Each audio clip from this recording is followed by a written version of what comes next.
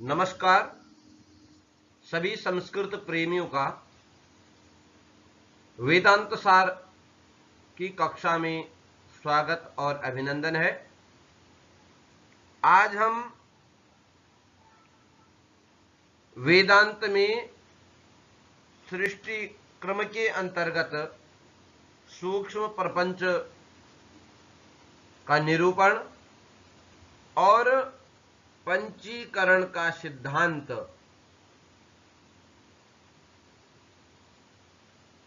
की चर्चा करेंगे। वेदांत सार में सूक्ष्म शरीर से स्थूल शरीर की उत्पत्ति कैसी होती है, ये आज हम विचार करेंगे। इस पे सबसे पहले कह रहे हैं इसमें सूक्ष्म प्रपंच निरूपण में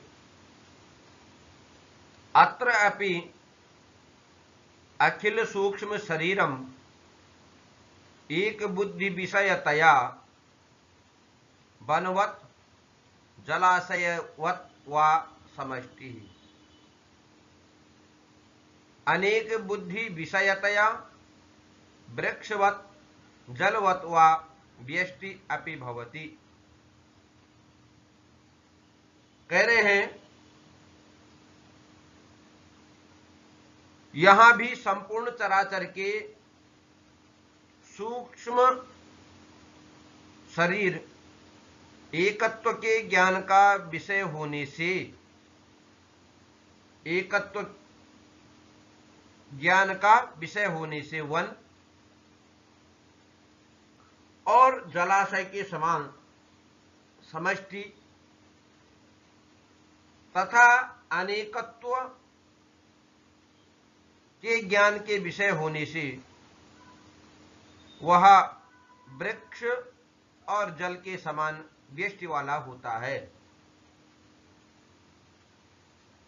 इस प्रकार समष्टि से उपहित चैतन्य सर्वत्र व्याप्त होने तथा ज्ञान इच्छा एवं क्रिया शक्ति से संपन्न होने के कारण क्रमशः सूत्रात्मा, हिरण्यगर्भ एवं प्राण इस प्रकार का कहा गया है। अब ये जो प्राण है वह समष्टि में आता है। तो देखिए, एतत् समष्टि उपहितम चैतन्यम सूत्रात्मा हिरण्यगर्भ तैजसः प्राणः च इति उच्यते। यह समष्टि से उपहित चैतन्य सर्वत्र व्याप्त होने से, सर्वत्र व्याप्ति होने से यह क्या है, क्रमशः सूत्रात्मा, हिरण्यगर्भ और प्राण के नाम से जाना जाता है। क्योंकि इन सब में माला में सूत्र की तरह वर्तमान है। विज्ञानमय, मनोमय और प्राणमय, इन तीनों कोशों से युक्त होने के कारण ज्ञान इच्छा क्रिया से संपन्न है। जो चैतन्यात्मा है। आगे कह रहे हैं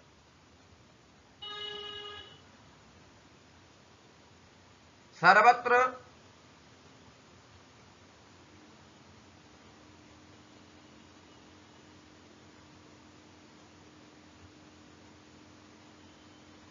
अस्य एषा समष्टिः स्थूल प्रपंचापेक्षया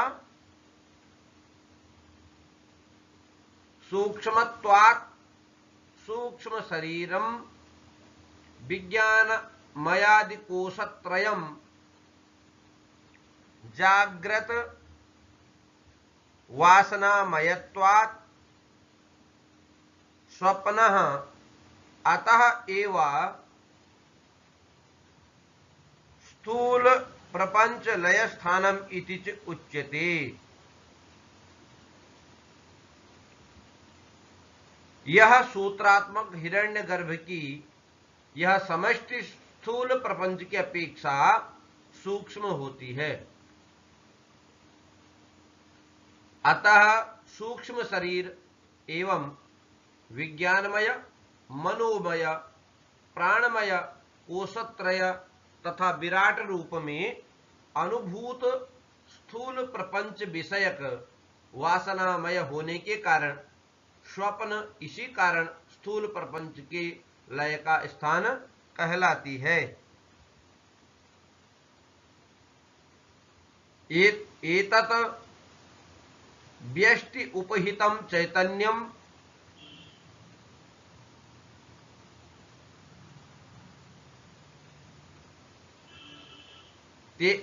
तेजसो भवति तेजोमयांतकरणोपहितत्वात्।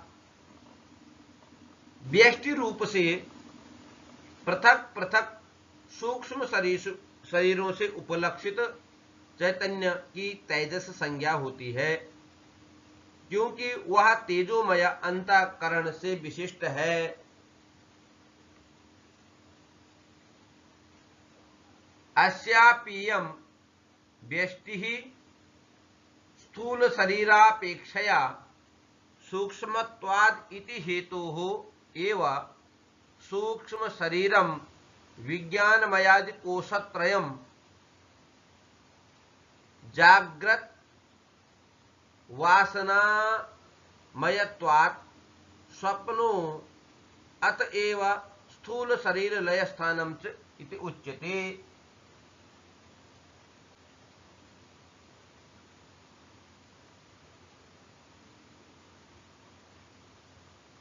कहते हैं इसकी भी यह व्यष्टि स्थूल शरीर की अपेक्षा सूक्ष्म होने के कारण सूक्ष्म शरीर विज्ञानमयादि कोशत्रय तथा विश्व चैतन्य से अनुसूत स्थूल शरीर विषयक वासनामय होने के कारण स्वप्न इसी कारण स्थूल शरीर के लय का स्थान कहलाती है। ये तो सूत्रात्म तैजसो तदानीम मनोवृत्तिभिः सूक्ष्म विषयान अनुभवतः प्रविभक्त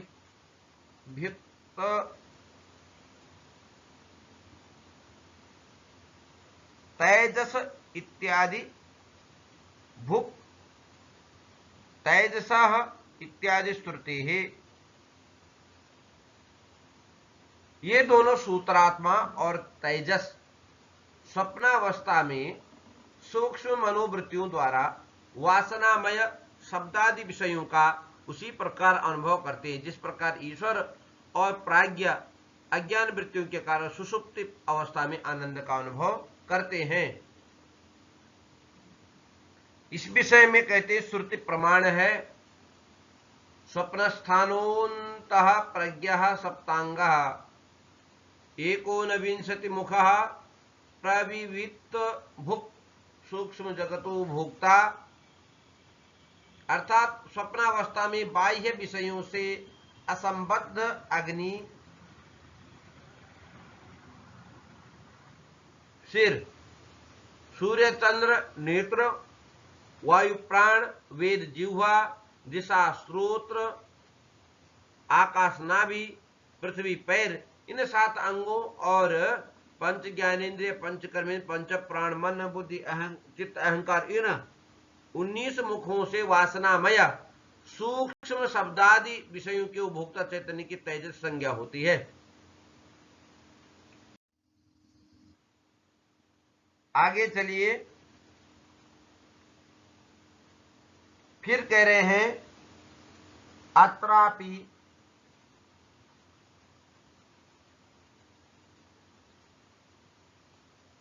समष्टि व्यष्ट्योः तद उपहित सूत्रात्म तेजसयोः वन वृक्षवत् तद अवच्छिन्न आकाशवत च जलाशय जलवत तदगत प्रतिबिंब आकाशवत च अभेदः एवं सूक्ष्म शरीरोत्पत्ति ही। यहां पर विज्ञानमयादि कोशत्रय समष्टि रूप को तथा तदवच्छिन्न सूत्रात्मा चैतन्य की एवं व्यष्टि रूप विज्ञानमयादि कोशत्रय को तथा तदवच्छिन्न तेजस चैतन्य को वन और वृक्ष के समान तथा वनावच्छिन्न वृक्षावच्छिन्न आकाश के समान जला और जलाशय के समान उनमें प्रतिबिंबित आकाश के समान अभिन्नता है। अर्थात सूत्रात्मा और तेजस में अभिन्नता है, उसको दर्शा रही है। सूत्रात्मा और तेजस चैतन्य ये दोनों समष्टि और व्यष्टि तथा तदवच्छिन्न दोनों चैतन्य परस्पर उसी प्रकार एक हैं जैसे वनावच्छिन्नाकाश अथवा जल प्रतिबिंबिताकाश एवं जलाशय प्रतिबिंबिताकाश।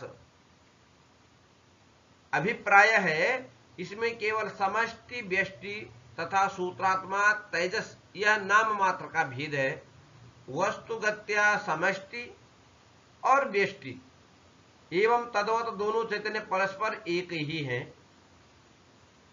और इस प्रकार अपंचीकृत पंच महाभूतों से सूक्ष्म शरीरों की उत्पत्ति होती है। अब जो है स्थूल भूतानि तो पंचीकृतानि, स्थूल भूतों के विषय में कह रहे हैं कि स्थूल जो प्रपंच है वह कैसा है।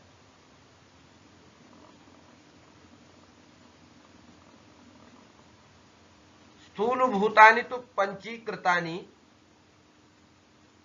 जो पंच महाभूत हैं को ही स्थूल भूत भी कहा जाता है। पंचीकरणम तो आकाशादि पंचसु एकैकं द्विधा समं विभज्य तेषु दशसु भागेषु प्राथमिकान् पंचभागान् प्रत्येकं चतुर्धा समं विभज्य तेषां चतुर्णां भागानां स्वद्वितीयम् अर्धभागं परित्यागेन भागांतरेषु योजनम्। पंचीकरण के विषय में कह रहे हैं कि आकाश आदि सूक्ष्म पंचभूतों में से प्रत्येक को दो दो भागों में विभाजित करके पांच के उनके 10 भाग, वो अब पांचों के 10 भाग हो जाएंगे। अब जो प्रथम 5 भागों में से प्रत्येक को पुनः 4 अर्थात वो जो एक भाग 2 भाग थे उसमें से 2 भागों में से एक भाग को 4 बराबर भागों में विभाजित करके उन 4 भागों को अपने अपने द्वितीय अर्धभाग को छोड़ करके दूसरे भागों में मिलाया जाता है। इसलिए कहा जाता है कि द्विधा विधायतैकैकं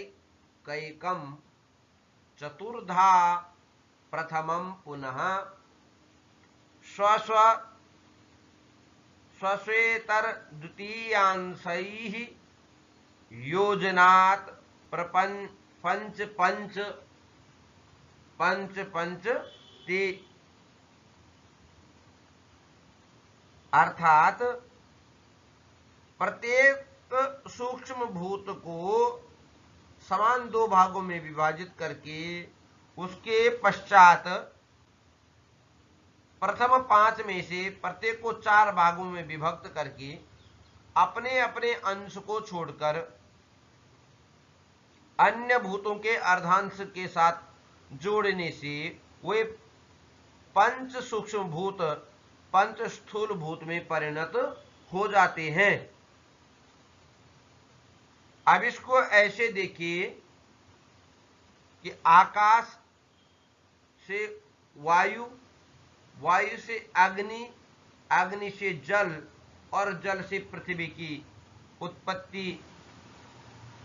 अब मान लो आकाश, वायु, अग्नि, जल और पृथ्वी, ये 5 वस्तु हैं। इन 5 वस्तुओं के समान 2 भाग करके करने की बात कर रहे हैं। 1/2 मतलब आधा आधा भाग करना है इनका।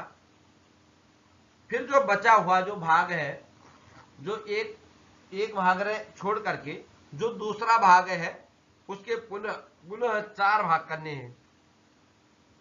मान लो आकाश है, तो उसी आकाश में 1/8वां भाग जो है वायु का होगा, अग्नि का होगा, जल का होगा और पृथ्वी का होगा आकाश में। वही बात यदि वायु पे आती है तो वायु में 1/8 आधा भाग तो पहले से विद्यमान होगा अपनी वस्तु का, और उसमें फिर वही जो चौथा भाग होगा 1/8वां भाग उसका होगा आकाश का, अग्नि का, जल का और पृथ्वी का। इस प्रकार से मिला करके यह पंचीकरण की, इस पंजीकृत से महाभूत उत्पन्न होते हैं। आगे चलिए। अस्य अप्रामाण्यम न आशंकनीयम त्रिवृत् करणश्रुति पंचीकरणस्य अपि उपलक्षणत्वात्। श्रुति का त्रिवृत् करण पंचीकरण का भी उपलक्षण होने के कारण बोले इसके अप्रामाण्य की आशंका नहीं करनी चाहिए, क्योंकि श्रुति भी ऐसी ही पंचीकरण की बात करती है।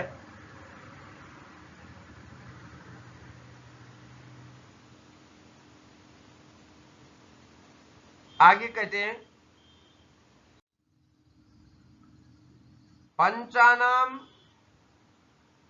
पंचात्मकत्वे समानेपि तेषु च वैशेष्यात् तद्वाद इति न्यायेन आकाशादि व्यपदेशः संभवति। इसी में कह रहा है कि पंच महाभूतों में 5 के समान भाग मिले हुए होने पर भी उन सब में प्रधान अंश के आधार पर उसको कहे जाने रूप न्याय से उसमें आकाश आदि का व्यवहार संभव होता है।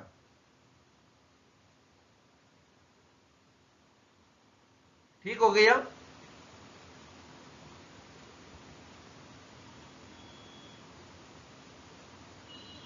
तदानीम आकाशे शब्दों भी व्यज्यते वायो शब्दः स्पर्शो अग्नौ शब्द स्पर्श रूपाणि अपि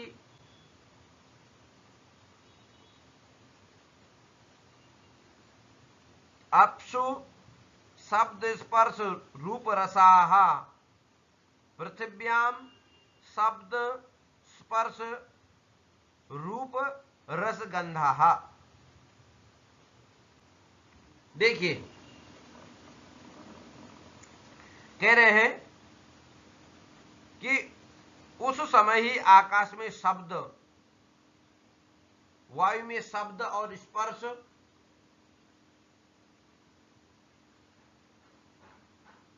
अग्नि में शब्द स्पर्श रूप, जल में शब्द स्पर्श रूप रस, और पृथ्वी में शब्द स्पर्श रूप, रस और गंध की अभिव्यक्ति होती है।